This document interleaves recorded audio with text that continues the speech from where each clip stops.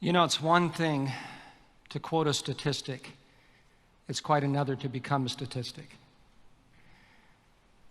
This is what I faced in 2002 when I was traveling in Mozambique, and I was fearful that I was going to step on an active landmine. My story really begins in my hometown of Santa Barbara, California. And many think it's paradise. But I was a 48-year-old entrepreneur, had experienced some level of success, and was on the road to early retirement. And my pastor friend, Douglas Bowman, invited me on a mission trip down to an orphanage in Mozambique. Mozambique is located along the eastern coastline of Africa. I began to investigate Mozambique and was shocked because it's one of the poorest nations in the world and has one of the highest incidents of AIDS and was ravaged by a 15-year war.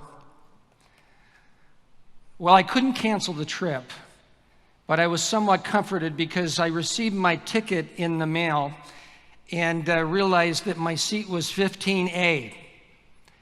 I knew on a 747-400, 15A is business class.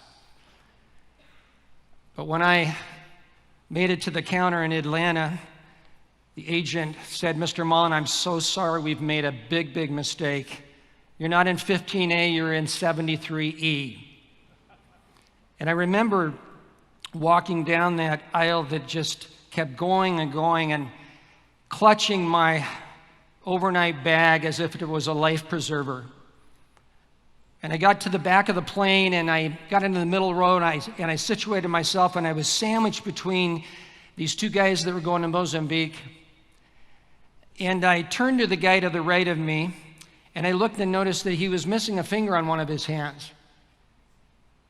But I said to him, my doctor told me if I take my malaria medication, I'll be fine, I won't get malaria, and I'll be safe. He looked over and he smiled and he said, "Oh, yeah, I was a missionary in Africa for 6 years. I took the malaria medication and I got malaria." And so I sat in seat 73E, convinced that I was going to die in this third world country.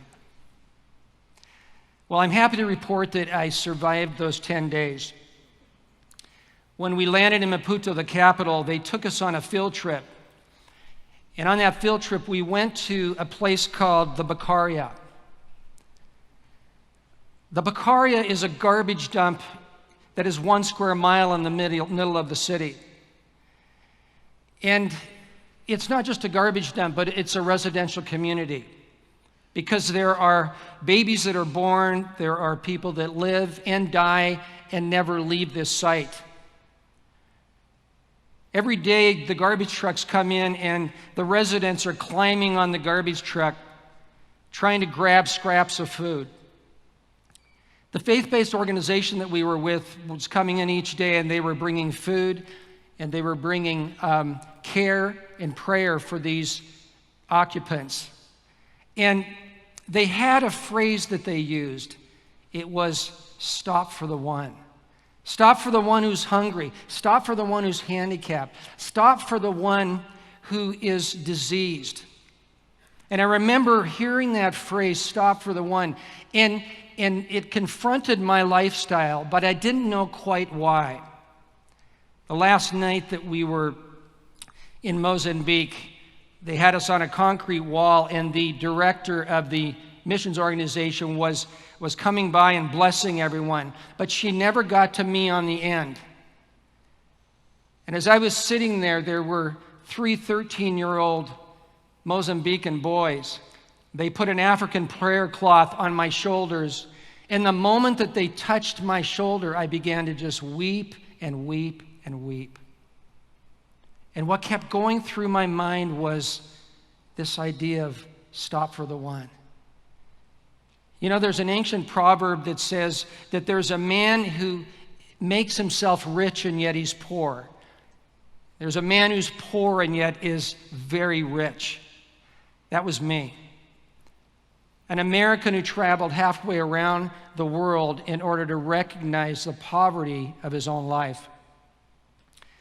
13 years later, Douglas and I met up again, and we decided to write a book. And it was more of a selfie book.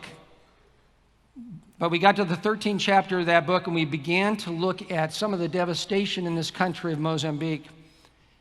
And the first thing that we came across was this idea of abject poverty. The average person in Mozambique makes a wage of $1.50 a day. Over 40% of children under the age of 5 are close to starvation. And most citizens of this country do not make it past the age of 50. But if the poverty in Mozambique doesn't kill you, the cyclones will.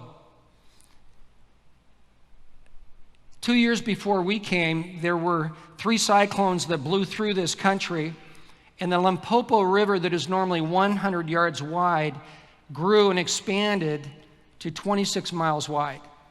And it took with it people, it took animals, it took huts, and it displaced over 750,000 of the population. But the most insidious evil that we uncovered in our research were the landmines.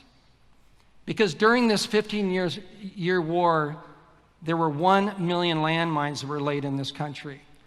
And those landmines were laid in fields, in pathways, and in waterways.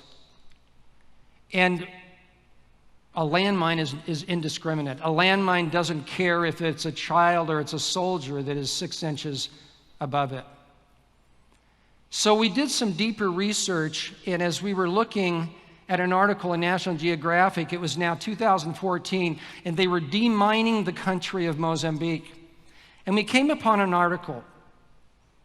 And this article was in National Geographic about women demining. What was happening is they were recruiting women who were making $1.50 a day and increasing them to $10 a day, and they were doing demining in the country. At the bottom of this article, almost as if it was an afterthought, there were 217 words. And those words said, Florencia, our 17-year-old single mother, went out to collect firewood and stepped on a landmine and lost her leg.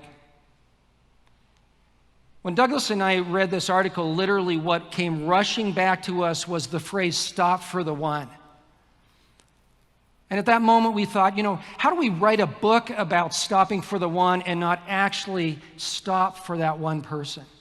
We made a decision right then that we would put our selfie book down and that we would pick up this cause of this one woman and we would get her a leg.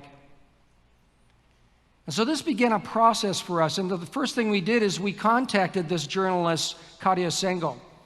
She happened to be an adjunct professor up at Cal Poly University. She put us in touch with Adarito Ismail down in Mozambique. He was the head of demining for Handicap International. Adarito took 2.5 days out of his schedule, and he went up deep into the bush of Mozambique to find Florencia. And when he found Florencia, he sent this first image back to us.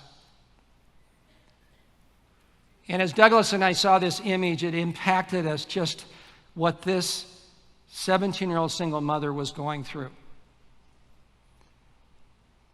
Adarito sat down with Florencia and said, "Florencia, there's 2 Americans that want to give you a prosthetic leg."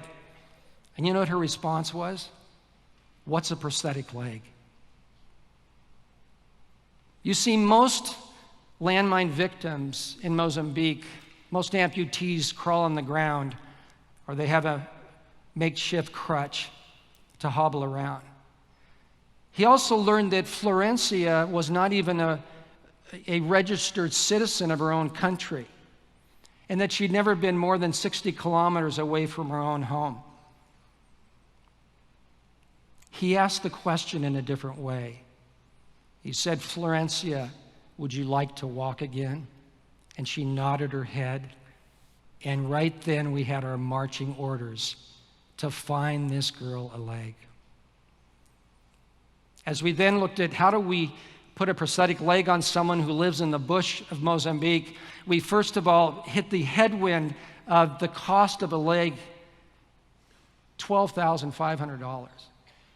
And that Florencia would need 8 legs during her lifetime. So we did what we could only do. We went to an expert. You may have heard of this expert. His name is Google. We typed in free prosthetic leg. And what came up was a clinic in Jaipur, India, the Jaipur Foot Clinic. This clinic, we find out, has been in business for 40 years as a nonprofit. They put over 1.5 million mobile devices on amputees. And we contacted Jaipur Foot, and they said, bring Florencia to Jaipur, India. We will put a leg on her for free. So over the next 6 months, we helped Florencia to become registered as a citizen. We got her a passport. We put a team together, and that team consisted of high school students and Cal Poly engineering students, and we flew over 25,000 miles to bring her up to Jaipur, India. And I want to say something, that plane ride, that 71A, was an amazing experience sitting in the middle row. On December 3rd, 2015, Florencia received her first prosthetic leg, and she walked out of Jaipur Clinic on her own. We returned her home, and her homecoming was amazing. The SUV rolls up on the sandy soil of Makachula. And Larissa opens the door, and the celebration of the miracle will begin.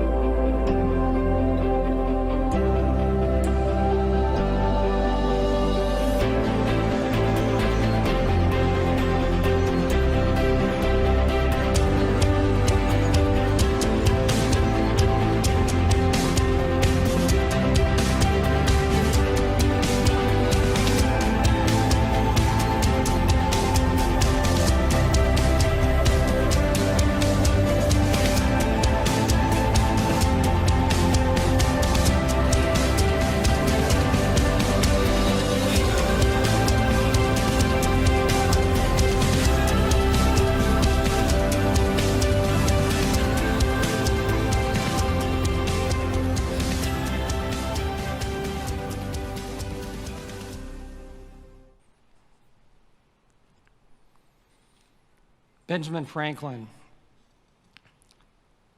once quoted that either write a book that is worth reading or do something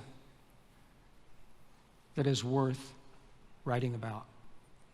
When Douglas and I returned back to the United States, we decided to write her story, not a selfie story, but a story about her journey in receiving a leg and walking again. And we wrote this book really because it's a redemptive book. It's a redemptive book about her life, and it's a redemptive book about Douglas and me. And it's also a book that we believe tells the world, what does it mean? What is the power of stopping for the one?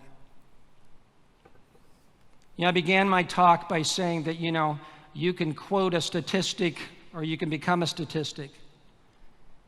You can also see an image, or you can see someone in real life.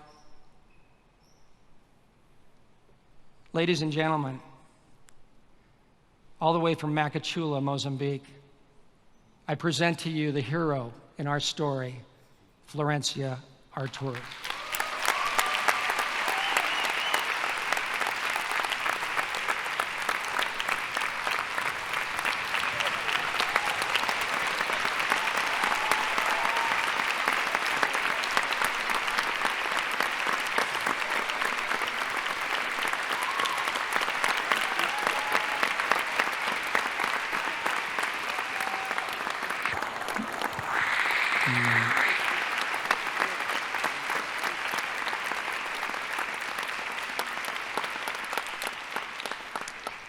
And there's more.